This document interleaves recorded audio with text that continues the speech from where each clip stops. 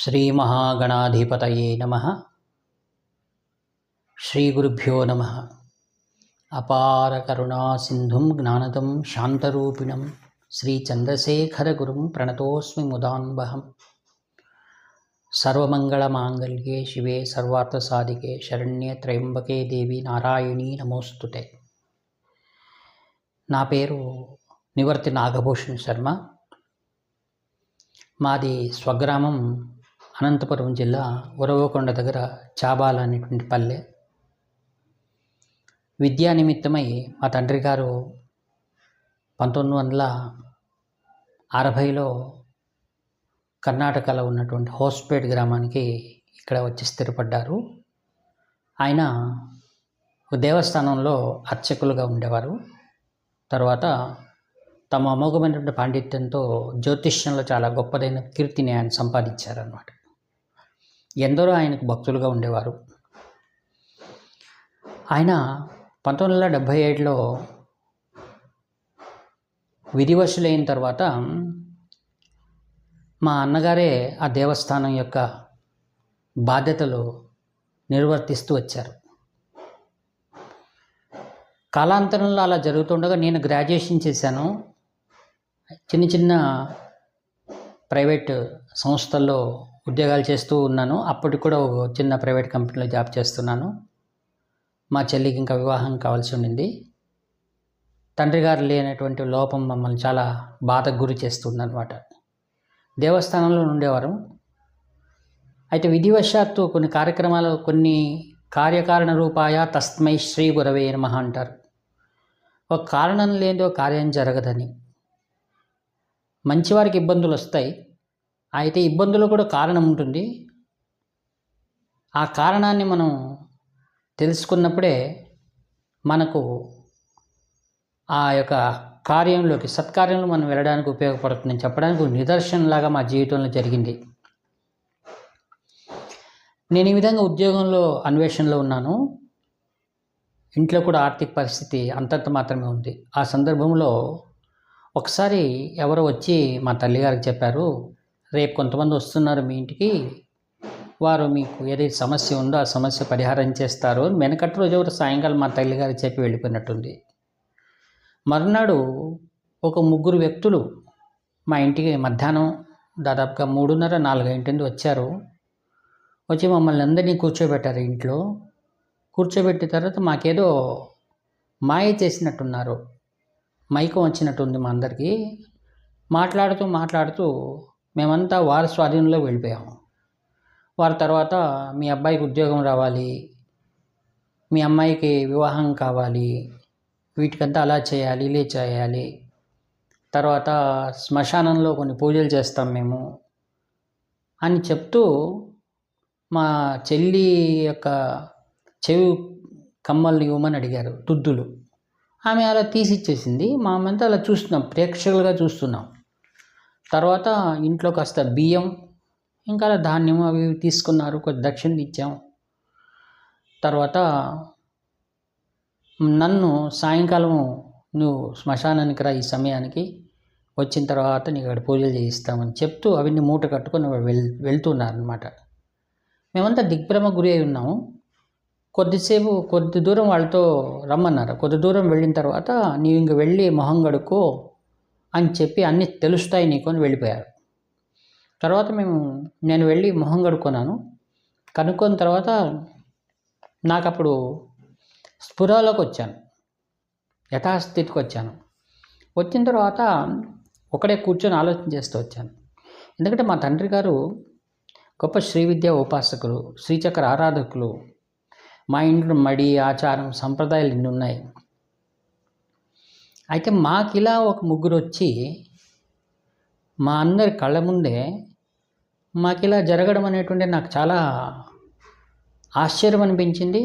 దీనికి ఏదైనా కారణం ఉంటుంది, ఎందుకు ఇలా జరిగి ఉండొచ్చు అనేటువంటి ఆలోచనలో దేవస్థానం వెనక్కి వెళ్ళి నేను ఒకడే పడుకున్నాను. పడుకోగానే నాకు ఎవరో నా దగ్గర రా అన్నట్టుగా అనిపించడం. సరే అని లేచాను. మా అమ్మకు కూడా చెప్పలేదు. సైకిల్ తీసుకున్నాను. మా ఇంట్లో శారదా ప్రింటర్స్ అని ఉండేటి ఒక క్యాలెండర్ ఉంది, దత్తాత్రేయ స్వాముల వారిది. ఆ క్యాలెండర్ తీసుకోవాలనిపించింది. దాన్ని తీసుకొని సైకిల్ తీసుకొని నన్ను ఎవరో లాగుతున్నట్టుగా అలా అనిపించి నేను హంపి వైపు ప్రయాణం చేశాను. హంపికి వెళ్ళాను. విరూపాక్ష దేవస్థానం వెళ్ళడానికి సాయంకాలం దాదాపు 7-7:30 అయింది. వెళ్ళి అక్కడ సైకిల్ ఒక దగ్గర పెట్టేసి నేను వెళ్ళి లోపలికి వెళ్ళే టైంలో అక్కడ విరూపాక్ష దేవస్థానం కొద్దిగా వెనక్కి వెళ్తే అక్కడ ప్రధాన గోపురం ఏదైతే ఉందో అది తలకిందులుగా పడేటువంటి ఒక చిత్రం అక్కడ ఉందన్నమాట. విచిత్రంగా ఇప్పటికీ మీరు వెళ్ళిన వాళ్ళు చూడవచ్చు, యాత్రికులు. అక్కడికి వెళ్ళి కొద్దిసేపు అక్కడ నాకు పండుకోవాలనిపించింది. పడుకున్న తర్వాత ఉదయం చాలా 5 గంటలప్పుడు లేచాను. లేచి నాకెందుకు ఎవరో ఇక్కడ వచ్చి ఉన్నారు అన్నట్టుగా నా మనసుకు అనిపిస్తుంది. అక్కడ వెళ్ళి అడిగాను, ఇక్కడ ఎవరో ఒక ఆయన ఉన్నారు కదండి, ఆయన చూడ్డానికి వచ్చాను అంటే, లేదండి ఆయన అప్పుడే 4 గంటలకే స్నానానికి వెళ్ళారు నది దగ్గరికి అన్నారు. అవునా అనుకుంటూ నన్నెవరో పిలిచినట్టుగా నేను వెళ్ళి నది దగ్గరికి వెళ్ళి చూశాను. దూరంలో కాంచి కామకోటి పీఠాధిపతులు శ్రీ శ్రీ శ్రీ చంద్రశేఖర సరస్వతి మహాస్వాముల వారు, అంత వయసైన వారు, అప్పుడే స్నానాదులు ముగించుకొని దర్భాసనం పైన కూర్చొని ఆయన ధ్యానం చేస్తూ కూర్చున్నారు. నాకు అది చూసి నివ్వెరపోయాను. నాకు 24 ఏళ్ళు, ఆయన ఎదురున్నవారు అంత వయసైన వాళ్ళు ఇంత చలికి అలా స్నానం చేసి జపం చేస్తున్నారే, నా వయస్సుకు నాకే ధిక్కారం అనిపించింది నాకు ఒకసారి ఆయన చూడగానే. ఆ తర్వాత ఆయన స్నానము జపం ముగించుకొని అలా వస్తూ ఉన్నారు. వచ్చి మెల్లిగా ఆయన ముందు ఒక టార్చ్ వేస్తున్నారు శిష్యులు. ఆయన వచ్చేసి అక్కడ విద్యారణ్య స్వాముల వారిది సన్నిధానం ఉంది, అధిష్టానం అంటారు, బృందావనం అని అంటారు. అక్కడ వచ్చి ఆయన కూర్చున్నారు. కూర్చోగానే కొద్దిమంది మాత్రం ఉన్నారు భక్తులు, దాంట్లో వాళ్ళు ముందుకు వచ్చారు. అంతవరకు ఆయన మౌనంగా ఉన్నారట. నాకు తెలియదు, తర్వాత తెలిసింది. కృతికా నక్షత్రం ఆ రోజే మౌనం వదిలారని.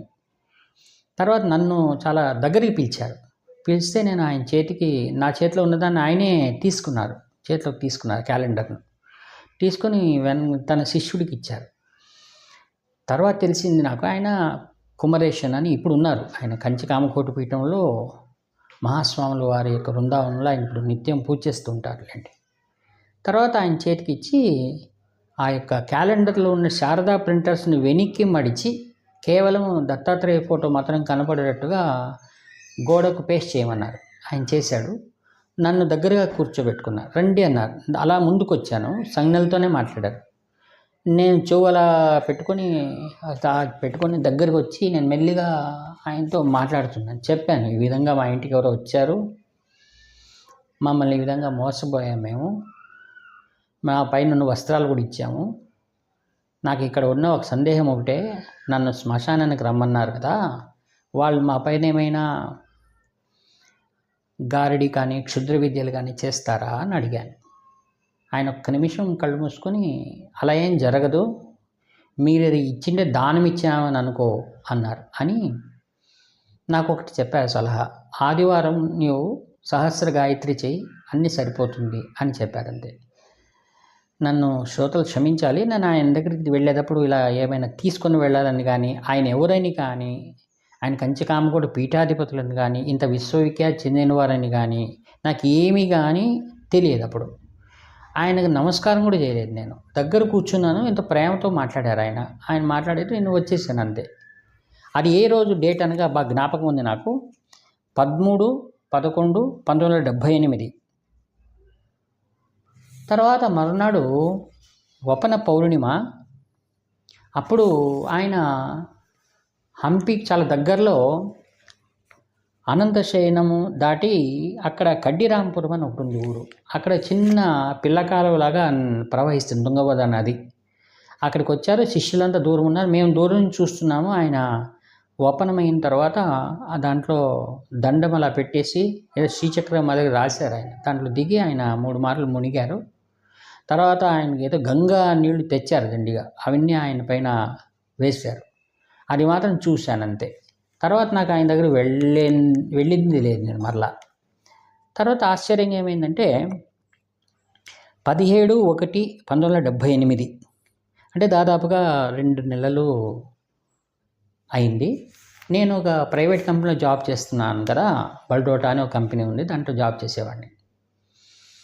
అప్పుడు ఆయన ఈ యొక్క 17/1/1978 మేము ఎక్కడైతే దేవస్థానంలో మా అన్న పూజ చేస్తున్నారో, ఏ స్థలంలో అయితే మాకు ఆ విధంగా జరిగిందో ఆ దేవస్థానానికి ఆయన వచ్చారు. ఎప్పుడు సాయంకాలం అదే 4 గంటల 5 గంటలప్పుడు వచ్చారు. వచ్చి ఆయన ఏం చేసి అక్కడ ఉన్న నవగ్రహ దేవస్థానంలో వెళ్ళి తిరిగి ఇట్లా వస్తూ అక్కడ వాళ్ళకి చెప్పారట, ఇక్కడ నాగభూషణం అని ఒకరు ఉన్నారు, ఆయన పిలిపించండి అన్నారట. ఆయన ఉద్యోగం చేస్తున్నా అంటే పిలిపించండి అంటే నాకు కబురు చేశారు. మా మేనేజింగ్ డైరెక్టర్ చెప్పి ఎవరో ఒక ఆయన స్వామివారు వచ్చారట, నిన్ను పిలుస్తున్నారు వెళ్ళమని. నాకు ఆశ్చర్యమైంది. నేను ఆయన అడగడం అయిపోయింది, నాకు చెప్పేశారు. మరి ఆయన నా దగ్గరికి ఎందుకు వచ్చారు? నాకు ఆయనతో ఏం పని ఉంది? ఆయన నన్ను ఎందుకు అన్వేషిస్తున్నారు అని కాస్త విసుగ్గానే సైకిల్ తొక్కుంటూ వచ్చాను.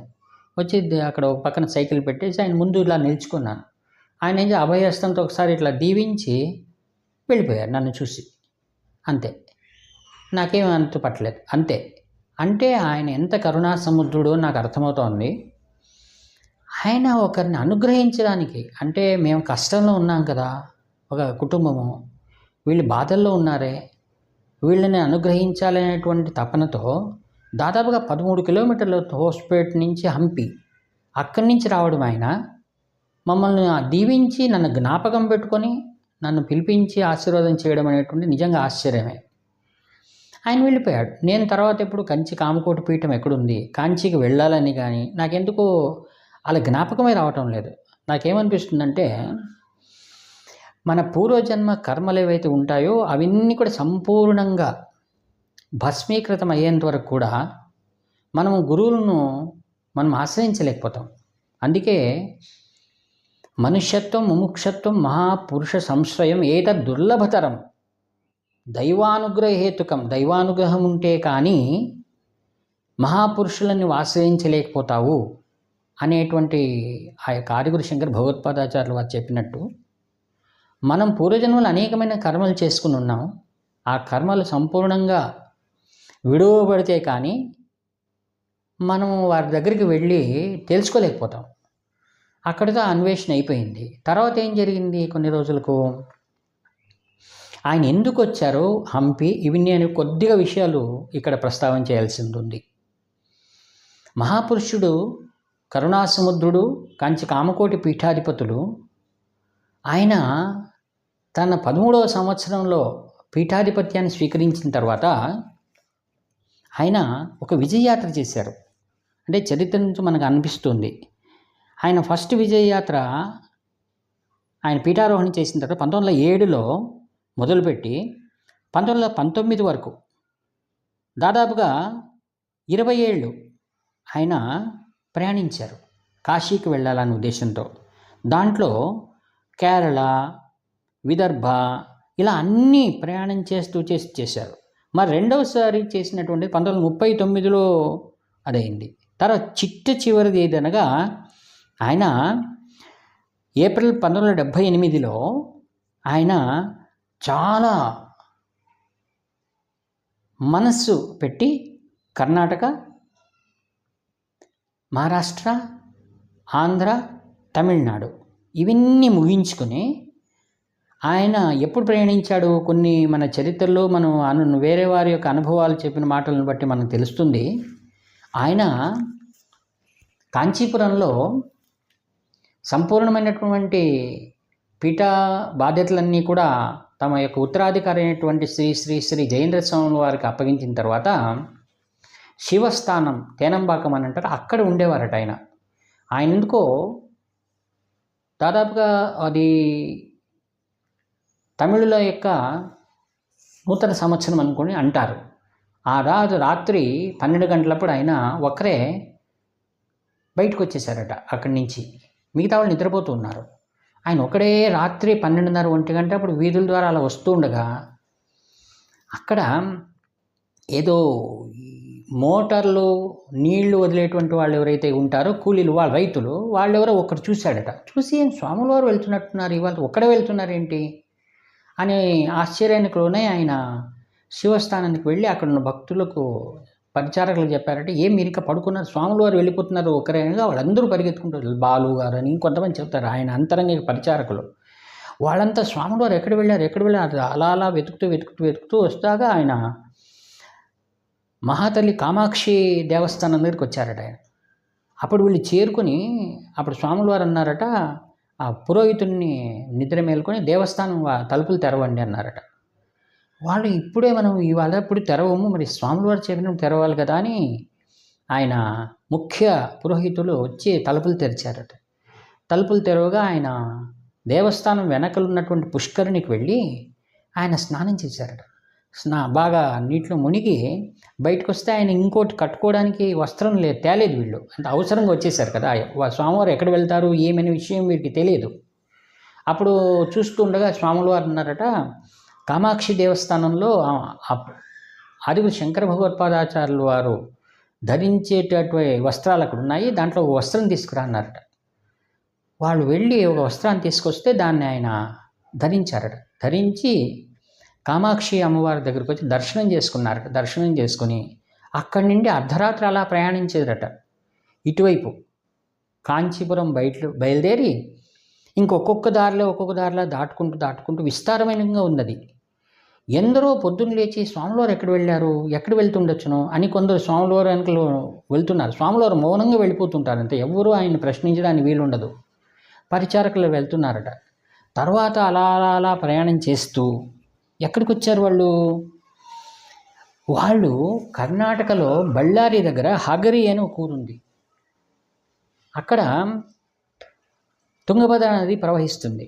ఆ ప్రదేశానికి వచ్చి అక్కడ కూర్చున్నారు వాళ్ళు.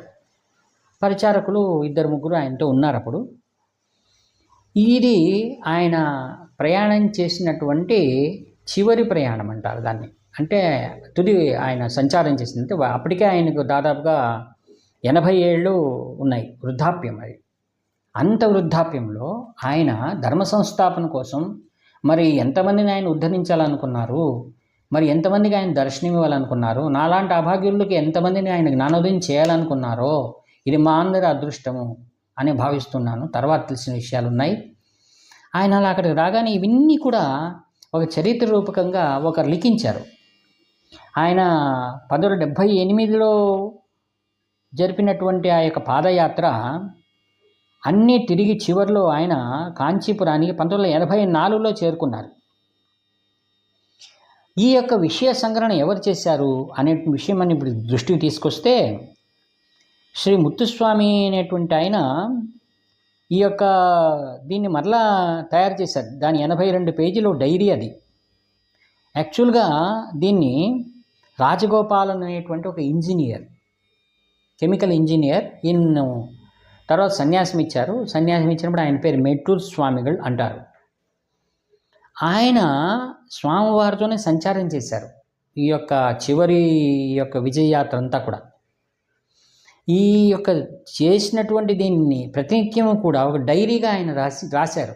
డైరీగా దాన్ని చాలా రోజులు అలానే పెట్టుకొని కొన్ని పేజీలు దాంట్లో బ్లూ ఇంక్తో రాసినందువలన కాలాంతరంలో అది కొన్ని అలా మసకబడిపోయినప్పుడు మరి కుప్పుస్వామిని ఆయనకి ఇచ్చి దాన్ని తర్వాత దీన్ని మరలా రీరైట్ చేయమన్నారు. తర్వాత దాన్ని రీరైట్ చేసి దాన్ని జెరాక్స్ చేశారు. ఆ యొక్క డైరీ మనకు సంపూర్ణమైనటువంటి వివరణతో కూడి సమాచారం అందిస్తుంది. అనగా ఆ యొక్క అన్ని ఏళ్ల ఆ యొక్క పాద సంచారంలో ఆయన ఎన్ని గ్రామాలు వెళ్ళారు, ఏ గ్రామాలు వెళ్ళారు, ఎవరెవరు ఆయన్ని కలిశారు, ఏ రాజకీయ నాయకులు కలిశారు, ఎవరెవరికి ఆయన జ్ఞానోదయం ఇచ్చారు, ఎంతమందిని ఆయన అనుగ్రహించారు, ఆయన చేసిన లీలలు అపారంగా ఉన్నాయి. నా యొక్క అదృష్టం ఏమిటంటే, నాడు నేను మహాస్వాముల వారిని కలిసిన తర్వాత నేను ఎప్పుడూ వారి దగ్గరికి వెళ్ళాలనే సంకల్పం నాకు కలగకపోయినా దైవానుగ్రహ హేతుకం అంటారు కదా, పూర్వజన్మ పుణ్యము, పెద్దల ఆశీర్వాదం అనుకోవచ్చు.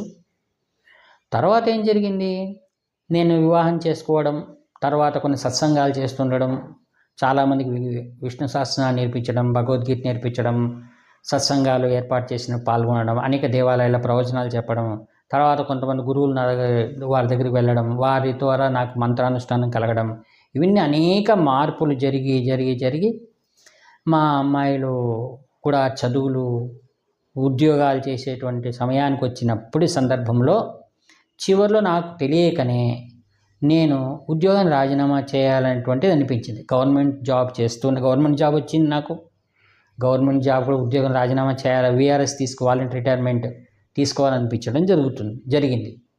ఈ మధ్యకాలంలో ఏం జరిగింది, మహాస్వాముల వారి యొక్క శతమానోత్సవం జరిగింది హోస్పేట్లో. అంటే అక్కడ చేశారు. దాని ప్రతినిధిగా హోస్పేట్లో ఉన్నటువంటి మహాభక్తుడు గౌరవనీయులు శ్రీయుత హెచ్ఆర్ రంగన్ గౌడ్ గారు అని ఉన్నారు. వారికి ఆశీర్వదించారు స్వాముల వారు. ఏమిటి, ఈ యొక్క శతమానోత్సవం హోస్పేట్లో జరిగేటట్టుగా. అంటే నేను విన్న ప్రకారం ఆయన గౌరవనీయులు టిఎన్ శేషన్ గారికి ఎలక్షన్ కమిషనర్, తర్వాత గౌరవనీయులు శ్రీయుత వెంకటరామన్ గారు అప్పటి ప్రెసిడెంట్ వారికి, మరియు హోస్పేట్లో ఉన్నటువంటి వీరికి, ఇలా కొందరికి మాత్రమే స్వతహాగా ఈ యొక్క ప్రత్యక్షంగా దగ్గరికి పిలిచి అక్షింతలు ఇచ్చి మీరు శతమానోత్సవాన్ని జరపండి అనేటువంటి ఆశీర్వాదం చేసినటువంటిది జరిగిందని తెలిసింది నాకు. నా అదృష్టము ఆ యొక్క హోస్పేట్లో శతమానోత్సవంలో నేను పాల్గొనడం జరిగింది. మిగతా విషయాలన్నీ మరియు నెక్స్ట్ చెప్పేటువంటి వరుసలో నేను చెప్తాను. చాలా వివరణంగా ఉన్నాయి. దీని ద్వారా నాకేం తెలిసి వస్తుందంటే ఆయన యొక్క దివ్య అనుగ్రహం వలననే నేను మరలా ఏదో ముఖంగా నేను కంచి కామకోటి పీఠానికి దగ్గర కావడం, వాటితోనే నేను సమ్మేళనం కావడం, ఇవన్నీ నా యొక్క ప్రత్యక్ష అనుభవాల ద్వారా అనేకంగా ఉన్నాయి నా జీవితంలో. వీరిది మరియు శ్రీ శ్రీ జయేంద్ర సరస్వతి మహాస్వాముల వారిది, మరియు ప్రత్యక్ష ఇప్పుడు ప్రస్తుత పీఠాధిపతులు కరుణామయుడు శ్రీ శ్రీ శంకర విజయేంద్ర సరస్వతి మహాస్వాముల వారి దివ్య సన్నిధానంలో నేను పొందిన అనుభవాలు ఇలా అనేకంగా ఉన్నాయి. వాటిన్నిటిని మరి చెప్తూ వెళ్తున్నాను. మీరందరూ కూడా ఎంతో సావధానంగా వింటున్నందుకు మీకు అందరికీ ధన్యవాదాలు చెప్తూ ఇప్పటికీ ప్రస్తుతం విరామం తీసుకుంటాను.